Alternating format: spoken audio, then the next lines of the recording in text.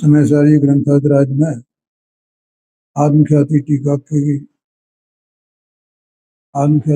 का ये स्याद्वाद अधिकार, उसमें 47 शक्तियों का स्वरूप इस अध्याय में चल रहा है। इसमें से अपन 12 शक्तियों के बारे में स्वाध्याय कर चुके हैं। कुछ गुरुदेव जी का थोड़ा सा वो रह गया, वो अभी अपन इसका विचार करते हैं। और एक वचनामृत यहाँ पर है, गुरुदेव वो पांडे जी इनका है, गुरुदेव जी का है या बहन जी का है? अच्छा,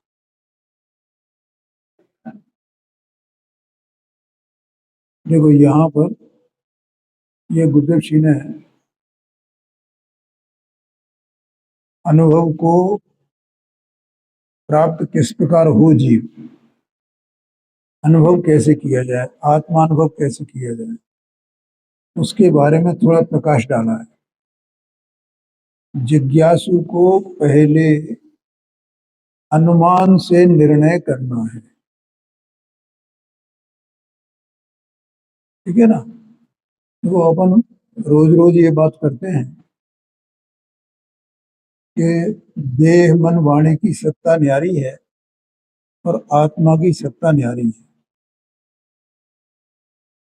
अपने को दिखाई तो देती नहीं है, जानने में तो आती नहीं, क्योंकि अपने मिथ्यात्व है, देह में एकत्व बुद्धि, लेकिन इसका अनुमान तो कर ही सकता है जिज्ञासु को, माने जो जानना चाहता है वस्तु के स्वरूप को, उसका नाम जिज्ञासु है।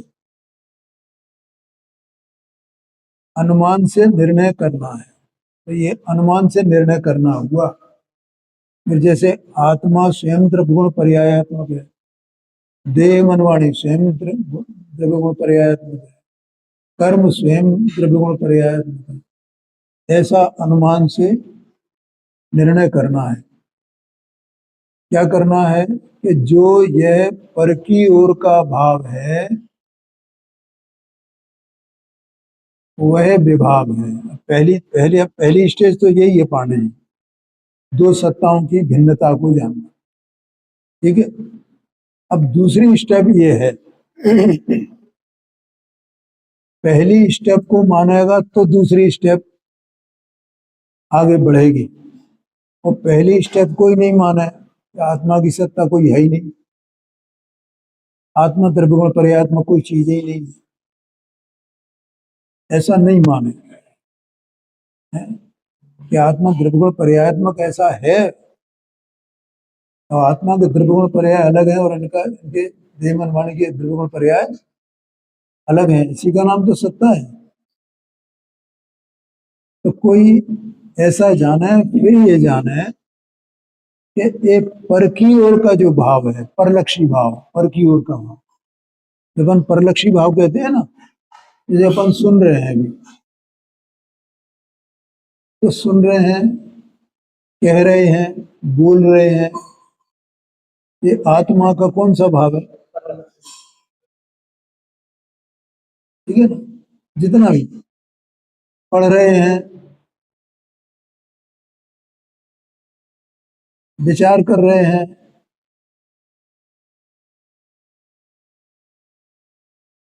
समझ में, भगवान के गुणों का स्तवन कर रहे हैं, जीवों के प्रति दया का भाव प्रकट हो रहा है, माने उसमें वो पर की ओर, माने कोई ना कोई वहां पर होगा, जिसका लक्ष्य किया गया है, वो पर की ओर का भाव है। तो यह जो पर की ओर का भाव है, यह विभाव भाव है। ये कैसा है? विभाव भाव है। ठीक है पाने? ये मैं जान रहा हूं,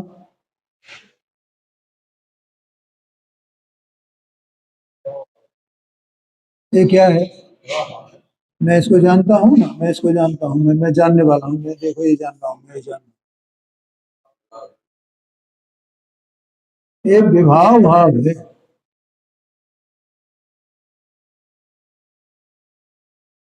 ये स्वभाव भाव नहीं है। मैं इसको पढ़ रहा हूँ ना, मैंने इसको जाना ना, जान जान के पढ़ रहा हूँ ना, क्या क्या लिखा है यहाँ। बोलो। तो ये जानना कौन सा भाव है? स्वभाव भाव है, विभाव भाव है?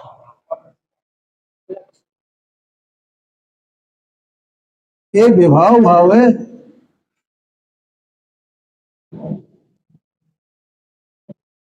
सुनना, पढ़ना।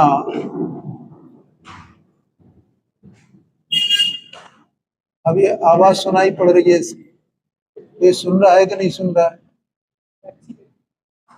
ये कौन सा भाव है? कि हमें क्या करना है सब उससे? ये नहीं नहीं, तुम्हारा, तुम अपने बारे में विचार करो ना, उससे तुम्हें कुछ नहीं करना है। ये मेरा कौन सा भाव हुआ जो मुझे सुनाई पड़ रहा है? मैंने सुना इसको, मैं रुक गया। ये बाधा आ गई, बाधा आई कि नहीं?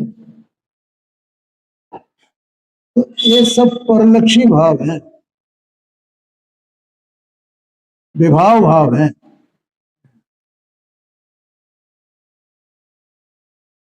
आ गया समझ में?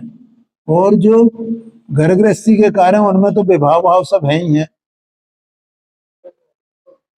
उनको क्या कहना। लेकिन यहाँ तो सब हम ये जानते हैं, ये जानते हैं, ये जानते हैं। ये जानना भी विभाव भाव है। अरे नियम सार जी ने तो यहाँ तक लिख दिया है भाई साहब, कि मत ज्ञान, श्रुत ज्ञान, अवध ज्ञान, मन पर्याय ज्ञान, ये विभाव ज्ञान, विभाव पर्याय हैं। विभाव पर्याय लिखा उनको। तो ये सब विभाव है, विभाव भाव भी है। आत्मा का कौन सा भाव है? ये विभाव भाव है। इसका मतलब स्वभाव भाव नहीं है। दो ही भाव यहाँ, एक स्वभाव भाव और एक विभाव भाव। और अंतरोन्मुख होना वह स्वभाव है। समझ गए ना? ये निर्णय करना है, ये भी निर्णय करना है। तब क्यों निर्णय करना है? उससे ये पता चलेगा कि अंतरोन्मुख होने का मतलब क्या है।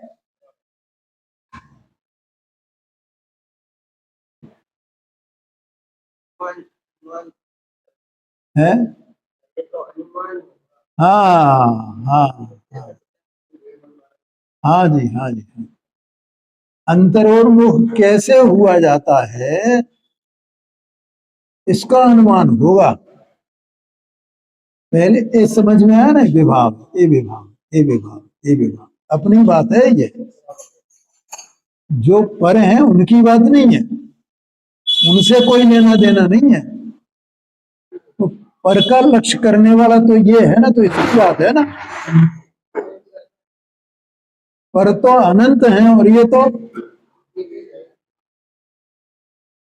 एक ही है ना। तो पर तो अनंत रहे, तो ये किसी न किसी का लक्ष्य करे। तो इसका, इस एक का वो लक्ष्य करना पर का, ये विभाव भाव है। किसी न किसी का लक्ष्य तो करता है, किसी न किसी का लक्ष्य तो करता है, ये इसका विभाव भाव है। तो विभाव भाव का अभाव होकर के स्वभाव भाव कैसे हुए? अंतरोन्मुख हो तो स्वभाव भाव। गुरुदेव सिंह के एक एक बोल में माल होता है।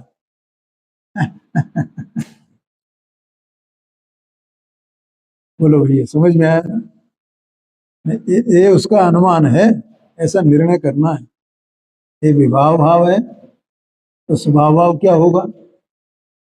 ये अंतरोन्मुख होगा तो वो स्वभाव भाव होगा। ये परोन्मुख भाव है, परान्मुख भाव है।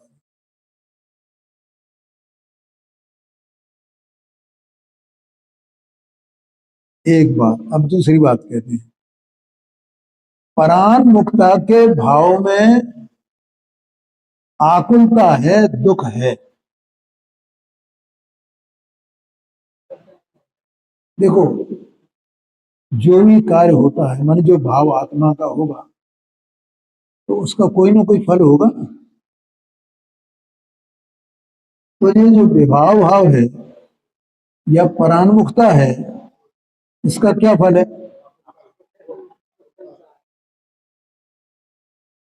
बोलो पांडे जी।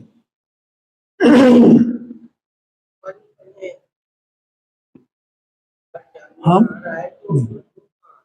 हाँ, क्या है, हमें तो दुख, जो शरीर आश्रित कोई वो हो ना कार्य, उसमें सुख दुख भाषित होता है। गर्मी लगी तो दुख हुआ, भूख लगी तो दुख हुआ, प्यास लगी तो दुख हुआ, रोग हुआ तो दुख हुआ। ठीक है, यही लग रहा है ना, इसके ऊपर में फंसता है। और अभी भूख नहीं लगी है तो दुख नहीं है, प्यास लगी है तो दुख नहीं, प्यास नहीं लगी है तो दुख नहीं है, रोग नहीं है तो दुख नहीं है। ये क्या बात बताता है? कि ये बात बताता है कि प्यास लगी तो दुख हुआ, ठीक है, भूख लगी तो दुख हुआ, शरीर में रोग हुआ तो दुख हुआ। तो ये जो शरीर के ये सब परिणमन है, प्यास के, भूख के, रोग के, तो ये पर के परिणमन है या स्व के परिणमन है? अच्छा, तो इससे क्या सिद्ध हुआ कि ये पर का लक्ष्य किया इसलिए दुख हुआ, यही तो सिद्ध हो रहा है। इससे क्या सिद्ध हो रहा है?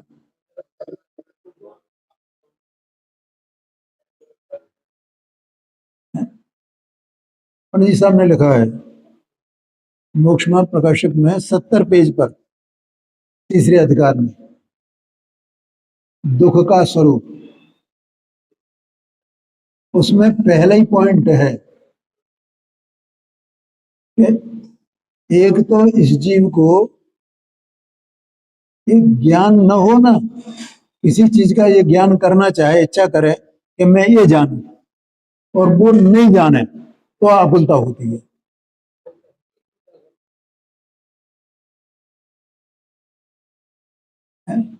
मैं इसको जानूं, मैं इसको जानूं, मैं इसको जानूं।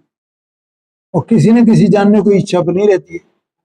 मैंने जो वहां बताया है कि इच्छा ही दुख दुख रूप है, तो इसको कोई ना कोई इच्छा पड़ी हुई है ना, और इच्छा होगी तो वो पर संबंधी होगी। क्या कहा? इच्छा होगी तो पर संबंधी होगी, स्वसंबंधी कोई इच्छा नहीं है।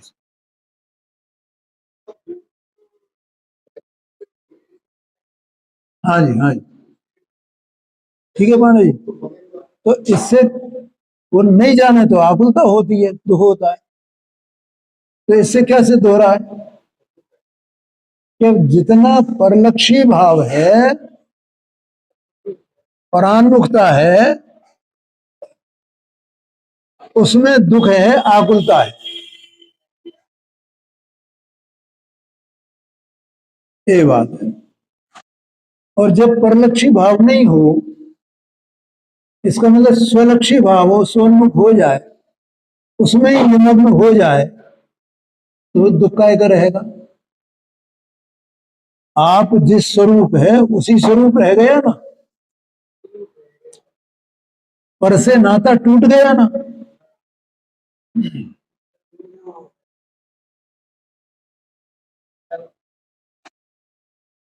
वो स्वभाव रूप भाव है, उसमें आकुलता नहीं है। एक निर्णय करना है।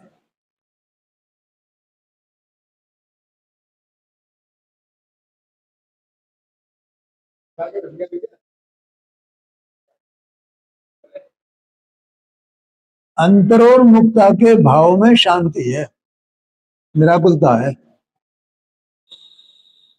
इस प्रकार पहले स्वभाव का अनुमान से निर्णय करना है। माने ये बात अपने को बैठ जानी चाहिए पांडे जी,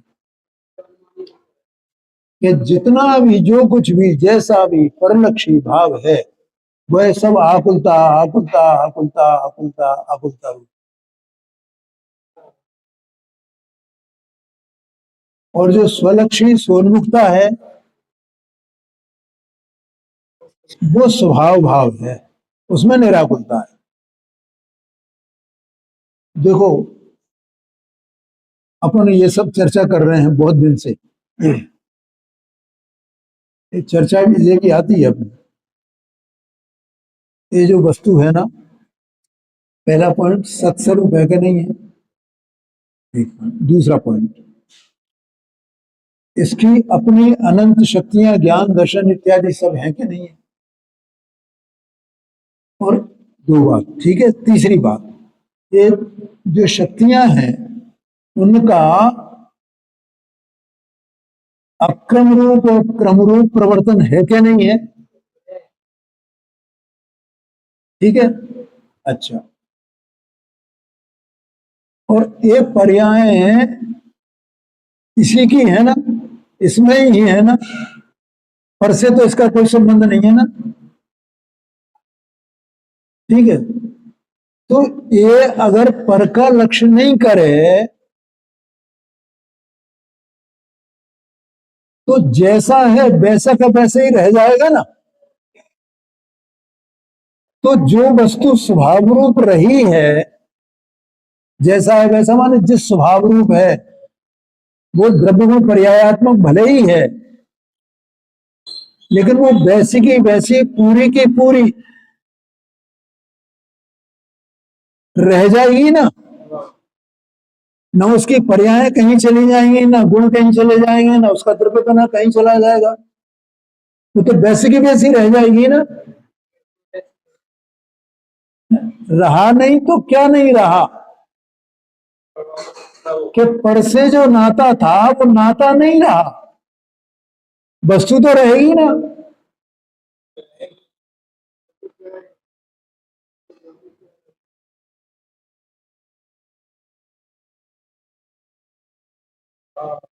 वस्तु को क्या हो जाएगा, वस्तु का तो अभाव होने वाला नहीं है। वस्तु माने मैं स्वयं, मैं तो रह जाऊंगा ना, और मुझ में कुछ आकुलता होगी नहीं, क्योंकि आकुलता तो पर से नाता जोड़ने पर होती है।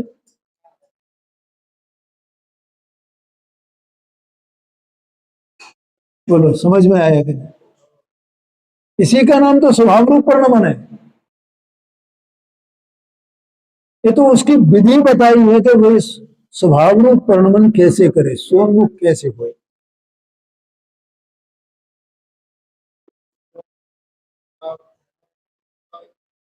ये पर से नाता मान रहा है ना,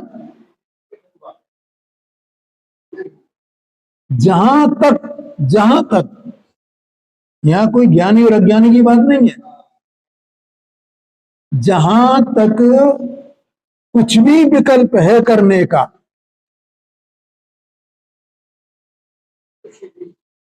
रंज मात्र भी करने का विकल्प है, इसका मतलब वो पर से नाता है। क्योंकि परान्मुख हुए बिना करने का विकल्प होगा नहीं।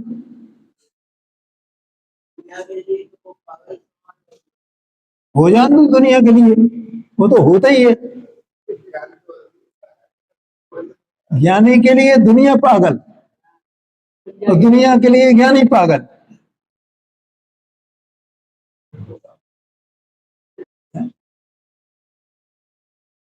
इसी को तो लौकिक और अलौकिक कहते हैं पांडे।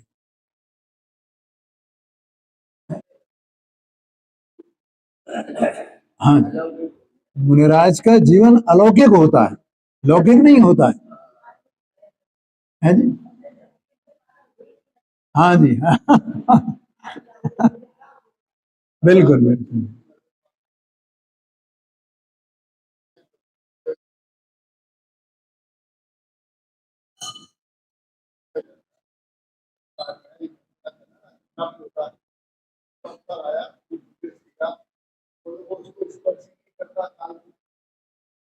हाँ सही बात है, बिल्कुल बिल्कुल।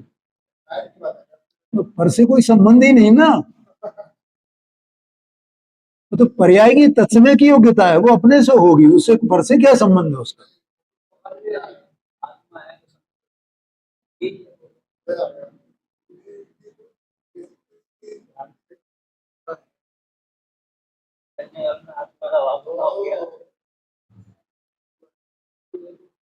वस्तु तो अपने से है ना, अपने द्रव्यगुण पर्याय से वस्तु है ना। ये मैं अपने द्रव्यगुण पर्याय से हूं ना। तो मेरा न द्रव्य का नाश हो रहा है, न गुण का नाश हो रहा है, न पर्याय का नाश हो रहा है। परिणमनशीलता भी मेरे में है, अनंत गुण भी है ध्रुव, और उनका समुदाय भी मैं हूं। मेरा तो कुछ बिगड़ा नहीं है ना, मैं अपने स्वरूप रूप रह गया हूं। आकुलता तो पर का लक्ष्य करने से होती है, उसके संबंध में कोई भी विकल्प करूं तो उससे होती है।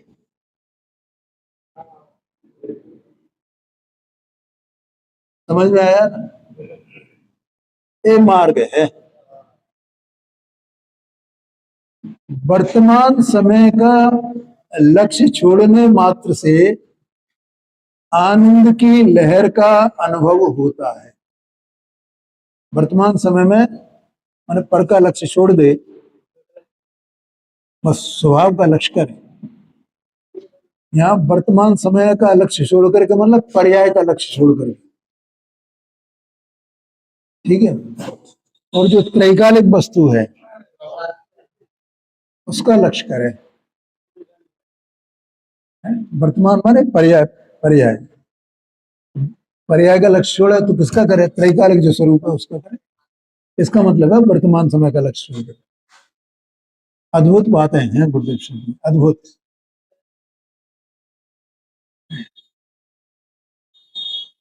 समझ में आए?